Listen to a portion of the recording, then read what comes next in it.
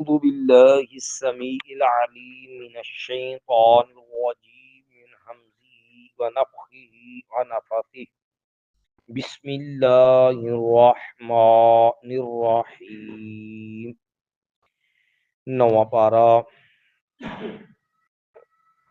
سورہ الاعراف نواں پارہ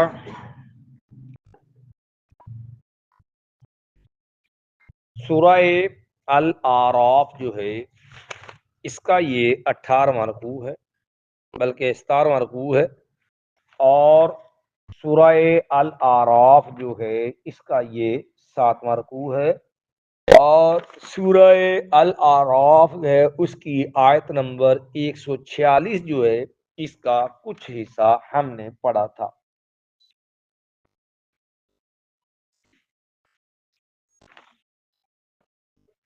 اس سے قبل جو آیات ہم نے پڑھی ان آیات میں یہ بات بیان ہوئی تھی کہ اللہ تعالیٰ موسیٰ علیہ السلام سے ہم کلام ہوئے اور رسالت ان کو عطا کی، اور موسیٰ علیہ السلام کو تورات دے کر کے اس کے احکامات پہ عمل کی تاکید، اور اس سے پھرنے والے لوگ، منہ موڑ جانے والے، اعراض کرنے والے لوگ، ان کی اعراض کا سبب بیان کیا کہ حقیقت میں وہ متکبر ہیں، اور ان کے تکبر کی وجہ سے ان کا انداز یہ ہے کہ وہ حق ماننے کو تیار نہیں۔ فرمایا وَإِن يَرَوْا كُلَّ آیَةٍ، اگر وہ دیکھ لیں ہر آیت، یعنی کسی بھی قسم کی کوئی نشانی لے آؤ، جیسا مرضی معجزہ دکھا دو، منہ مانگی ان کی ڈیمانڈ پوری کر دو، جیسے قوم سمود کے لیے بھی ہوئی، دیگر کے لیے جیسی بھی نشانی لا دو، لا یؤمنوا بہا، نہیں وہ مانیں گے اس کو، نہیں وہ ایمان لائیں گے۔ اس وجہ ضد ہے نا، چونکہ ضد ہٹ دھرمی کی وجہ سے وہ ماننے کو تیار ہی نہیں ہے۔ بات ایک ہوتی ہے نا کہ شبہ ہو بندے کو، تو شبہ جو ہے اس کا تو علاج ہے نا کہ اس کے شبے کو توڑ دیا جائے، جس بات کا وہ اشکال ہے اس کا حل کر دیا جائے، اس کو اس یقینی چیز دکھا دی جائے، چلو مان جائے گا۔ تو پنجابی سے کہتے ہیں جہاں کانچ چٹا ہے وہ تو کرو گے، انہوں نے کوئی نہیں بنا سکتا، تو انہوں نے کہا جی میں نہیں مانتا۔ تو اب ظاہر ہے جنہیں ضدی بنا لیا، پنجابی کہتے ہیں قسم ہی کھا لیے کہ میں نہیں مننا، تو انہوں کوئی نہیں منا سکتا۔ تو فرمایا وَإِن يَرَوْا سَبِيلَ الرُّشْدِ، اگر وہ دیکھ لیں ہدایت کا رستہ، حق والا رستہ، ہدایت والا رستہ دیکھ لیں، لا يَتَّخِذُوهُ سَبِيلًا، تو نہیں وہ اپناتے اس کو بطور رستہ، مطلب حق کا رستہ دیکھ کے جان کے بھی اس کو نہیں اپناتے، تب بھی اس پہ چلنے کو تیار نہیں ہے۔ وَإِن يَرَوْا سَبِيلَ الْغَيِّ، اور اگر وہ دیکھ لیں گمراہی کا رستہ، یہ کہ آوارگی جو ہے، شرک، کفر، بغاوت، ہڈر، نافرمانی، اس دین سے اراض، مادر پدر آزادی، یہ ساری چیزیں گمراہی ہے نا۔ وَإِن يَرَوْا سَبِيلَ الْغَيِّ، اگر وہ دیکھ لیں گمراہی کا رستہ، یتخذوہ سبیلا، وہ اس کو اپنا لیتے ہیں بطور رستہ، پکڑ لیتے ہیں اس کو رستہ، گمراہی کی طرف بڑا دوڑ کے جائیں گے، برائی کی طرف، برائی بڑی لذت آتی ہے، کیونکہ جب آدمی کی حس مری ہو نا تو اس کو برائی میں تو جو گندگی میں تو مزہ آتا ہے، لیکن اس کو جو ہے جب فطرت مسخ ہو چکی ہو، اسے برے کم مزہ آتا ہے، دین کے کاموں میں، اچھائی میں اس کا دل نہیں لگتا، کیونکہ اس کے دل کے اندر وہ جو ایمان کی چاشنی ہوتی ہے نا وہ ختم ہو جاتی ہے۔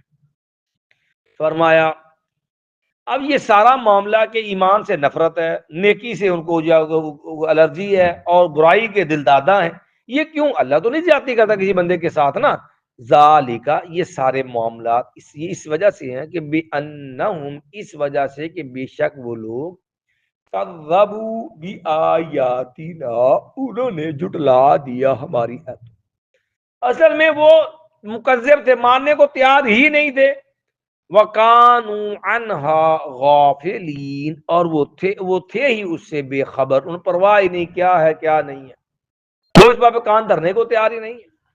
مَا وَالَّذِينَ كَذَّبُوا بِآيَاتِنَا، اور وہ لوگ جنہوں نے جٹلا دیا ہماری آیتوں کو، ہمارے احکام کو، آیات کو، وَلِقَاءَ الْآخِرَةِ، اور آخرت کی ملاقات کو کہ مرنا بھی ہے، اللہ کے سامنے پیشی ہوگی، اپنی زندگی کا حساب دینا پڑے گا، جو ہے برائیوں کے اوپر محاسبہ ہوگا. تو جب یہ احساس ہو نا تو اس کے نتیجے میں بندہ دنیا میں سنبھل کے پھونک پھونک کے رکھتا ہے. اپنے انسان اچھائی برائی کی تمیز کرتا ہے، آدمی اچھائی کی طرف رغبت کرتا ہے، برائی سے بچتا ہے. وجہ اسے پتہ ہے ہمیں صاف دینا ہے، احساس ہوتا ہے نا، جواب دہی کا احساس ہوتا ہے. اور جب جواب دہی کا احساس نہ ہو تو پھر جو ہے اس کو پھر وہ لاپرواہ، پھر اس کو کوئی چیز روکنے والی نہیں ہے. والذین کذبوا بآیاتنا ولقاء الآخرہ، اور وہ لوگ جو جھٹلا دیا ہماری آیاتوں کو اور آخرت کی ملاقات کو. حبطت اعمالہم، ضائع ہو گئے ان کے عمل. یعنی جو پہلے کو نیکیاں کی، دین کی طرف آئے، بعد میں پھسل گئے تو وہ نیکیاں سب ختم ہو جاتی ہیں. تو اس کا نقصان سب سے بڑا وہ یہ ہے کہ گناہ جو ہوتے ہیں نا اس کی نحوست ہی ہوتی ہے، وہ نیکیوں کو بھی ضائع کرتے ہیں. ایک تو ہے نا کہ بندے کو مجرم بناتے ہیں، اس کا نقصان بڑا یہ ہوتا ہے کہ وہ انسان کی نیکیوں کے لیے جو ہے وہ بربادی کا باعث بنتے ہیں. دیکھو نا، جب وہ انہوں نے برائیاں کی، کفر کیا، تکذیب کی، آخرت کا انکار کیا، تو نتیجہ کہ حبطت اعمالہم، ان کے عمل کیا ہو گئے؟ ضائع ہو گیا. اب کوئی نیکی ہے بھی تو وہ بھی اب کس کارگار کا اس کے کام کی نہیں رہتی. اس لیے گناہوں کی نحوست ایک یہ بھی ہے، اور بہت ساری نحوستیں. ایک بڑی نحوست یہ ہے کہ وہ نیکیوں کے لیے نیکیوں کو برباد کر جاتی ہے. فرمایا حل یجزون الا ما كانوا يعملون، نہیں ان کا بدلہ نہیں وہ بدلہ دیے جائے تھے، الا مگر ما وہی، کانوا یعملون جو وہ عمل کرتے رہے. یعنی اللہ کے ہاں عدل و انصاف ہے، اللہ جو ہے بدلے میں بھی زیادتی نہیں کرتا. جتنا ان کا جرم ہے اسی کے مطابق سزا ہوتی ہے. نیکی میں تو ہوتا ہے نا کہ اس نے ارادہ بھی کیا تو اللہ کا ایک لکھ دے، کر لی تو 10 گنا، 10 سے لے کے 700 گنا تک، وہ اللہ کا فضل ہے، وہ انعام ہے اللہ کا. لیکن گناہ کے معاملے میں اللہ اتنا بندے کے ساتھ انصاف کرتا ہے کہ بندے نے کوئی گناہ درادہ کیا تھا، دل سے خیال آیا، سوچے ہے، تو محض سوچ پہ اللہ تعالیٰ کہتا ہے ٹھہر جو نہیں لکھنا گناہ. فرشتوں کہتے نہیں لکھنا، ہو سکتا ہے میرا بندہ باز ہے. لیکن اگر پکا ارادہ اگر کر لے تو ایک گناہ لکھا جاتا ہے، 10 گناہ نہیں ہے. نیکی 10 گناہ لکھی جاتی تھی، کر لے تو ایک گناہ لکھا جاتا ہے. اور لیکن اگر ارادہ پکا ہو لیکن حالات نہ بنے، پنجابی کہتے ہاتھ نہیں اڑیا کہتے، اگو کوئی رکاوٹ بن گئی تو پھر یہ مجرم ہے. اب یہ نہیں لے اتنے نکلا کر لے، نہیں، پھر وہ مجرم ہے. اگر پکا ارادہ کر لے، اپنی طرف سے پورا پلان تھا لیکن کسی وجہ سے وہ پلان برباد ناکام ہو گیا تو پھر یہ آدمی مجرم ہے، پھر اس کا وہ گناہ شمار ہوگا. جیسے رسول اللہ صلی اللہ علیہ وسلم نے فرمایا نا، القاتل والمقتول کلاہما فی النار، قاتل بھی جنمی اور مقتول بھی جنمی. صحابہ کرام نے عرض کیا یا رسول اللہ صلی اللہ علیہ وسلم، قاتل جہنم میں جائے بات سمجھ آئی، اس نے انسان کو ضائع کیا. فما بال المقتول، مقتول کا جرم کیا ہے، وہ جہنم میں کیوں جائے گا؟ تو نبی علیہ السلام انہ کان حریصا علی قتل صاحبہ، یہ تما رکھتا تھا اپنے بھائی کو قتل کرنے. وہ تو دال لگ گئے تو موقع نہیں ملا. اب ارادہ تو اس کا بھی تھا مارنے کا، اس نے مارا نہیں ہے لیکن ارادہ اس کا پورا تھا. ان کو دال نہیں لگ گیا، اس کو موقع نہیں ملا، اس کا موقع پہلے لگ گیا تو اس کا اس ارادے کی بنا پہ یہ کدھر جائے گا؟ جہنم کے. حال یجزون، نہیں ان کو بدلہ دیا جاتا، نہیں دیا جائے گا بدلہ، الا مگر ما کانو جو تھے وہ یعمل عمل کرتے. ما واتخذ قوم موسیٰ من بعده من حلیہم عجلا جسدا له خوار. ما واتخذ قوم موسیٰ، اور بنا لیا قوم موسیٰ نے، ما من بعده اس کے بعد، یعنی موسیٰ علیہ السلام گئے نا، موسیٰ علیہ السلام کوہ طور پہ اللہ تعالیٰ نے بلایا 40 دن کے لیے، اور وہاں پر لگے ہم پیچھے سے انہوں نے بنا لیا. بنایا کس سے؟ من حلیہم، اپنے زیورات سے. اب اللہ نے یہاں 2 باتیں کہی ہیں، دونوں سمجھنے والی. پہلی بات تو یہ کہا کہ بنایا کس نے ہے؟ قوم موسیٰ نے، حالانکہ بنایا سامری نے تھا جو جادوگر ٹائپ، لیکن چونکہ بنایا تو آخر قوم کی رضامندی سے تھا، ان کی تائید کے ساتھ تھا نا.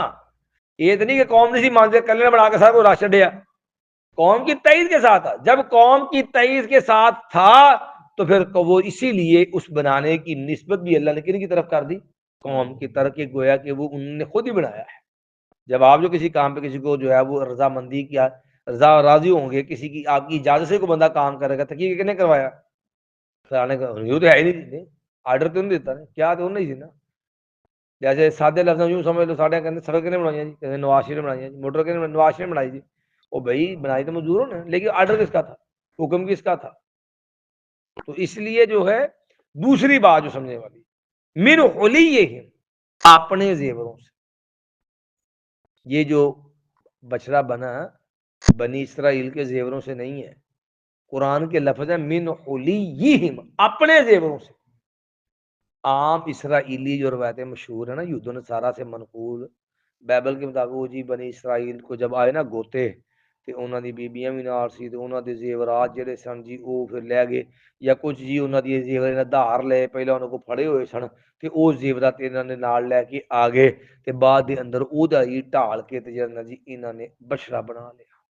یہ دونوں باتیں غلط ہیں۔ عورتوں کا تو جنگ میں کام کوئی نہیں ہوتا، خاص کر جب دور گھوڑوں کا تھا، پھر جنہیں لڑنا انہوں زیور پا کے ہونا، وہ تو زرہ پہنے گا نا لڑنے والا۔ دوسرے نمبر پہ جی بنی اسرائیل والے نے قبطیاں کو دھارے منگے سی تو نال لے کے آگے، تو بھائی نبیوں کی تعلیم میں شامل نہیں کسی کا حق مارے غصب کرنے کے معاملات، قوم کی تربیت رسول نبی کر رہے تھے، موسیٰ علیہ السلام ساتھی تو موسیٰ علیہ السلام کے تھے سارے، اور پھر کوئی مستند ذریعے سے یہ بات ثابت بھی نہیں ہے کہ بنی اسرائیل والوں نے یہ زیوروں کے لیے۔ پھر دوسری بڑی بات کہ قرآن مجید کی اپنی اصلاح جو ہے وہ یہ من حلیہم، ان کے اپنے زیوروں سے۔ تو اس لیے یہ جو تورات بائبل وغیرہ کی یہ جو باتیں مشہور ہیں نا، یہ بائبل وغیرہ کی باتیں ہیں، جو بنی اسرائیل جو اسرائیلی روایتیں ہیں مکذوبہ بے سند ہیں، جن کی کوئی تعید نہیں۔ اس لیے قرآن نے کہا کہ یہ تورات اور انجیل پر یہ قرآن محیمن ہے، نگہبان ہے، اس کی غلط باتوں کو کھولتا ہے، صحیح بات کی تصدیق کرتا ہے یہ قرآن ان کے اوپر۔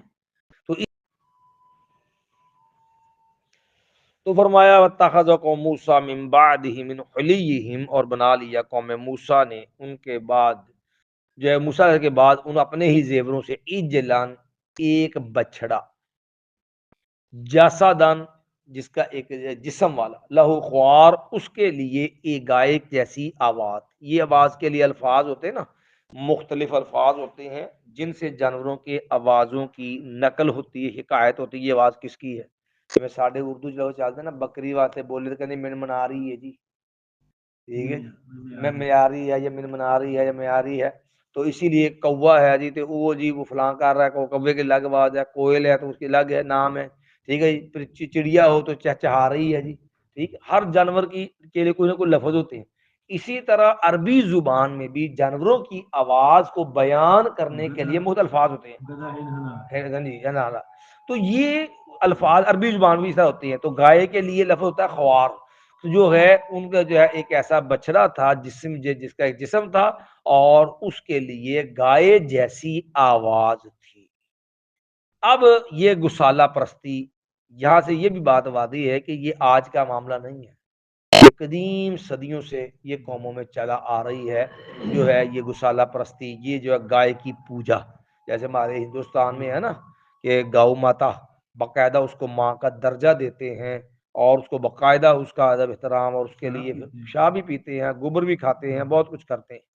یہ جتنا جو متعصب شدت پسند ہوتا نا، تو بلکہ بعض جو وید ہیں تو وہ تو پھر باقاعدہ اس کے فضائل دعائیوں کے باقاعدہ اس کے فضائل بھی بیان کر دیتے ہیں، جو بعض وید وغیرہ۔ تو بہرحال جب ان کے ہاں اس کا درجہ معبود کا ہے جی، تو پھر یہ چیز ساڈے تے مسلمان ہو کے تے کھے کھان جاندے نے سندھ تے اوتھے لال شباد دا گارا کھائے ہوندے نے، تے یہ تو پھر گاں دا گوبر جی اتنے بھی ہے نا، وہ تھلے گندے جی جی جی طواف بھی کرتے ہیں، مطلب طواف تو کرنا شرک سیدھا ہے ہی نا، وہ گندا کالا پانی ہے تے او دے وچوں لنگنا ہے تے او دے وچوں نہانا ہے تے او دے کی ہے جی تبرک ہے۔ تو ایتھے قوم دا بیڑا غرق ہویا ہے، قوم دا اس معاملے دے اندر بس یہ ہوتا ہے نا مذہبی عقیدت، تو عقیدت میں جو ہے دب چھڈو، یہ ہوتی ہے شرک کی نوست کہ پنجابی کے اندر اللہ ماتی مار چھڑتا بندے دی، یعنی اس کو یہ نہیں سمجھ آتا کہ یار یہ خود جو اتنا گندا غلیظ چیز ہے وہ مجھے کیا دے گا۔ اس سے دوسرے اینگل میں یہ بات بھی سمجھ آتی ہے کہ اسلام کی عظمت پاکیزگی جو ہے نا، اس کا ثانی کائنات میں کوئی نہیں۔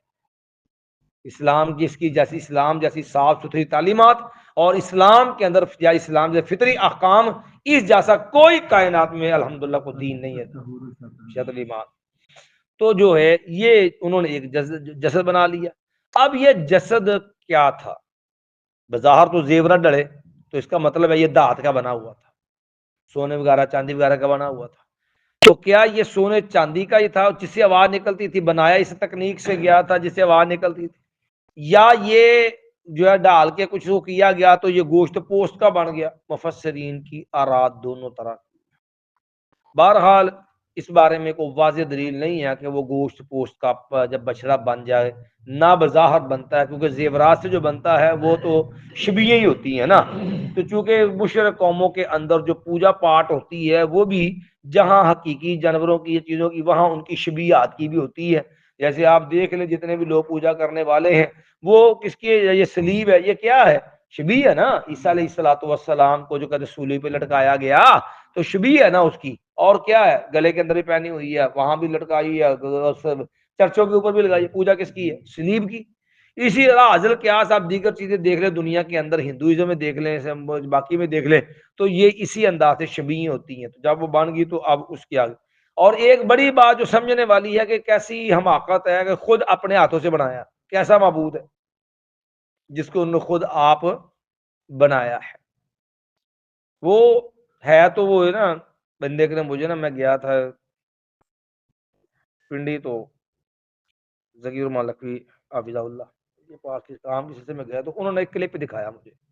یہ ایک فلم ہوتی ہے نا پی کے، اس نے نا ایک بڑا پیارا ایک جملہ بولا ہے اس کے اندر کہ وہ بھگوان کا بت ہے. تو اس نے باتیں کی تو کہنے لگا جی کہ یہ کیا ہے؟ بھگوان ہے جی. اس نے لے لیا. تو خیر وہ بعد میں کہنے لگا جی یہ کام نہیں کرتا. انہوں نے کہا جی یہ ہم نے، اس کو کہنے لگا جی اس کو ہم نے بنایا. کہنے لگا یار پہلا یہ دسو بھگوان نے ہم کو بنایا کہ ہم نے بھگوان کو بنایا؟ یہ دسو بھگوان نے سانو بنایا کہ اسی بھگوان کو بنایا ہے؟ تسی پوجا ہی کرنے دی. تو بات سمجھنے کے لیے تو آدمی کو بات اتنی بھی کافی ہوتی ہے کہ اگر وہ خالق ہے تو پھر وہ ہم تو اس کو بنا سکتے. اگر ہم نے بنایا ہے تو پھر لا مالا یہ بات کنفرم ہے کہ وہ خالق نہیں ہے. تو وہ تو خود ہمارے ہاتھوں کی یا وہ تراش ہماری فنکاری ہے، پھر وہ ہمارا الہ اور معبود نہیں ہو سکتا. لیکن یہ چیزیں ایمان سے تعلق رکھتی ہیں. ایمان والی بصیرت ہو تو پھر اللہ ان چیزوں کی سمجھ بھی عطا کر دیتا ہے. میں اب اللہ تعالیٰ نے اسی لیے اس کی ایک کمزوری بیان کی. میں علم یرو، کیا وہ انہوں نے نہیں دیکھا؟ لا یکلمہم، بھئی اگر وہ تمہارا معبود ہوتا، تمہارے نفع نقصان پہ قادر ہوتا، تمہارے لیے کوئی فائدے کا باعث ہوتا، کم از کم آپ کی بات کا جواب تو دیتا. وہ دیکھتے نہیں کہ انہو لا یکلمہم، وہ نہیں، وہ تو کلام ہی نہیں کرتا ان سے. بھئی اگر تمہارے لیے کوئی نفع کا باعث ہو تمہارے بات کا جواب دینا چاہیے تھا کہ نہیں. ولا یہدیہم سبیلا، اور نہ وہ رہنمائی کرتا ہے ان کی کسی رستے کی کہ ادھر جاؤ، سیدھے جاؤ، پٹھے جاؤ، دا سکدا نہیں، نہ وہ رہنمائی کا، بولنے پہ قادر ہے تو رہنمائی خواہ کرے گا. اب یہی بات اللہ نے مردہ پرستی پہ بھی کہی ہے قرآن کے اندر 26 پارہ احقاف کے اندر کہ یہ جو کہتے ہیں ومن اضل ممن یستجیب ممن اضل ممن يدعون من دون اللہ لا يستجیبون یا لا يستجیبون الى یوم القیامہ ومن اضل ممن يدعو من لا يستجیب له الى یوم القیامہ. اس آدمی سے بڑا گمراہ کون ہو سکتا ہے جو پکارتا ہے ایسی ہستی کو من لا یستجیب له الی یوم القیامہ، جو قیامت تک اس کی بات کا جواب نہیں دے سکتا.